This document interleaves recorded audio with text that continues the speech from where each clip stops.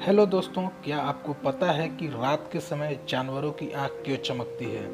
या चीन में बना थ्री गॉर्ज डैम कैसे पृथ्वी के घूर्णन गति को धीमा कर देता है? अगर सूर्य अंतरिक्ष में है तो पृथ्वी पर प्रकाश क्यों है पर अंतरिक्ष में नहीं है? या फिर 15 अगस्त और 26 जनवरी को झंडा फहराने में क्या अंतर है? क्या संभव है कि चांद का लैंडिंग फेक है? अगर आप नहीं जानते तो आज की वीडियो में हम आपको बताएंगे कुछ ऐसे ही इंटरेस्टिंग फैक्ट्स के बारे में। तो चलिए दोस्तों, शुरू करते हैं आज का वीडियो।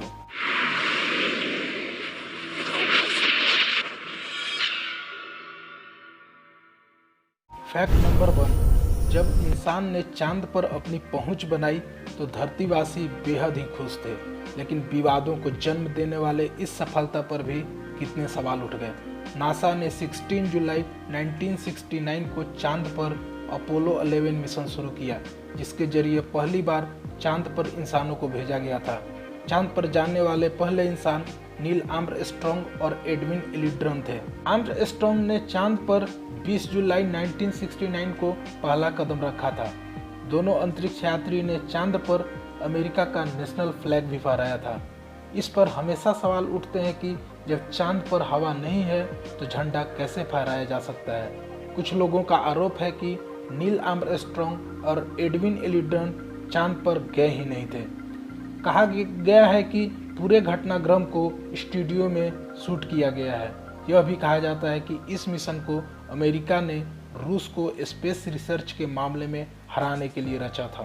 नासा ने जो तस्वीर जारी किए थे उसमें कुछ ऐसे सवाल हैं जिससे पता चलता है कि चांद पर लैंडिंग फेक है।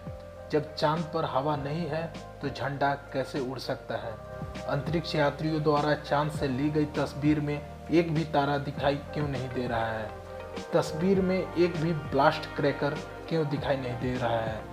चांद पर उतरने वाला 17 टन के मॉड्यूल बालू पर खड़े दिख रहे हैं, लेकिन उनका वहां कोई निशान क्यों नहीं बना है? तस्वीर में चांद की सतह पर जो पत्थर दिख रहा है उस पे सी लिखा हुआ नजर आ रहा है, जो पूरी तरह से सीमेंटेड लग रहा है।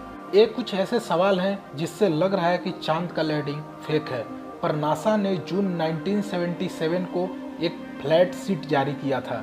इसमें उसने ऐसे तथ्य बताए थे जो साबित कर सके कि अपोलो 11 फर्जी मिशन नहीं था। उन्होंने चांद से लाए ऐसे पदार्थ भी सामने रखे जिन्हें धरती पर पैदा नहीं किया जा सकता है। उसका कहना है कि ज़्यादातर ऑपरेशन लैंडिंग के दौरान चांद से 1000 फीट की ऊंचाई से किए गए थे। वहाँ कुछ विशेष परिस्थितियाँ बनी थी। तो दोस्तों, ऐसे में आपको क्या लगता है कि चांद का लैंडिंग फेक है या रियल है? हमें कमेंट करके जरूर बताएं। बढ़ते हैं अगली फैक्ट की तरफ। Fact number 2। आपने आग को जलते सभी कोई देखा होगा, पर आपने कभी सोचा है कि आग के लपटें हमेशा ऊपर क्यों उठती है? उन पर गुरुत्वाकर्षण बल का कोई असर क्यों नहीं होता है? सबसे पहले समझते हैं आग है क्या। दोस्तों, आग एक गैस का मिश्रण होता है। लकड़ी, मोमबत्ती, माचिस की तिल्ली, इन सभी में कार्बन और हाइड्रोजन होते हैं। जब किसी पदार्थ को जलाया जाता है तो जलने वाले पदार्थ में कई गैसें निकलती है और इन्हीं गैसों का मेल ऑक्सीकरण होकर आग की लपटों के रूप में निकलती है। जलती हुई गैसों का द्रव्यमान वायु के भार से हल्का होता है, इसीलिए यह सदा ऊपर की ओर उठती है।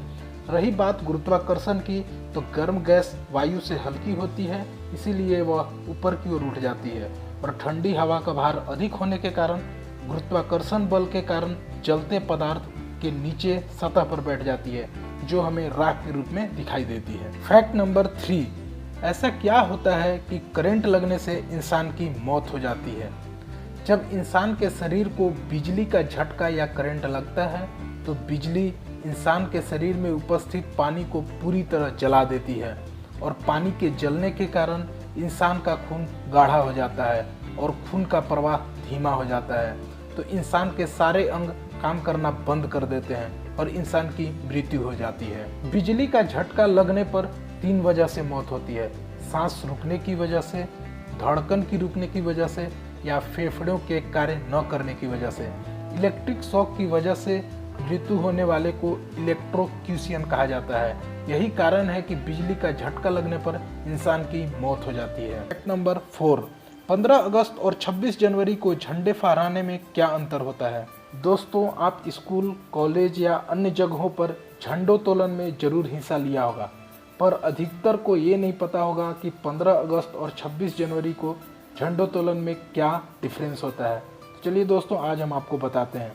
स्वतंत्रता दिवस के मौके पर राष्ट्रीय ध्वज को नीचे से रस्सी द्वारा खींचकर ऊपर ले जाया जाता है और फिर खोलकर फहराया जाता है, जिसे ध्वजारोहण कहते हैं।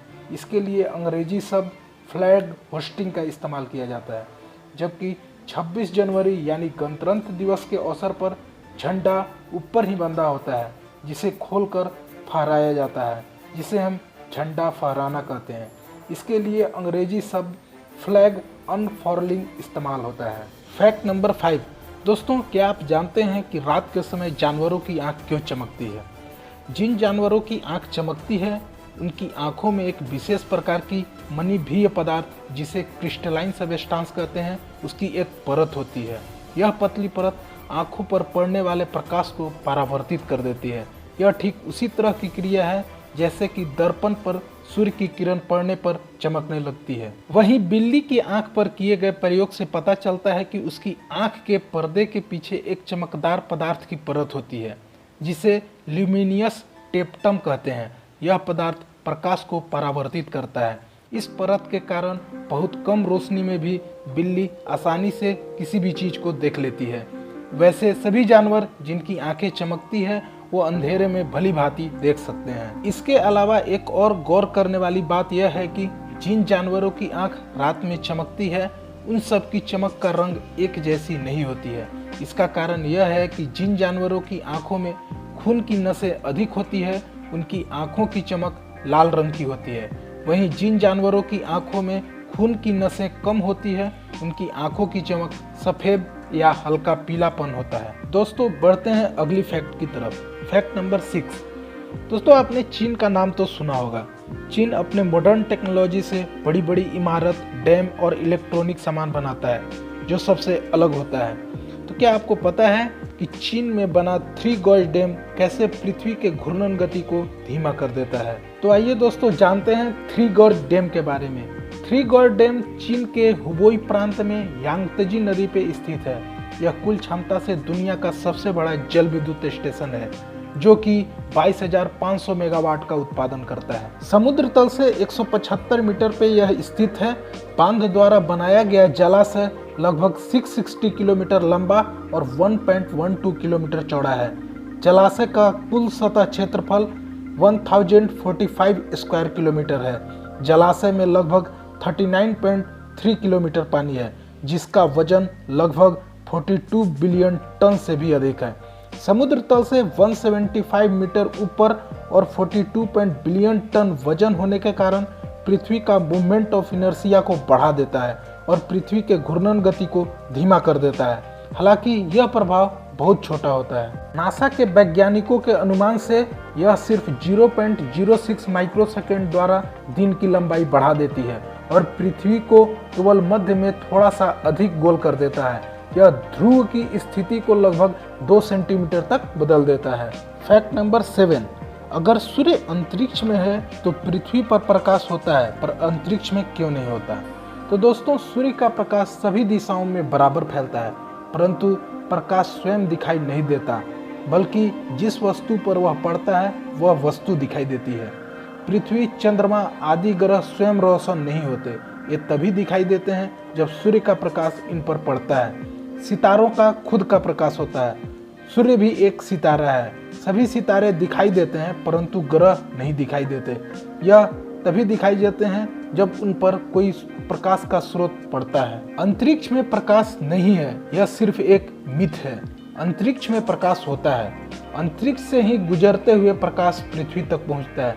जब प्रकाश की किरणें किसी वस्तु की सतह से परावर्तित होकर हमारी आंखों तक पड़ती है, तो वस्तु हमें दिखाई देती है।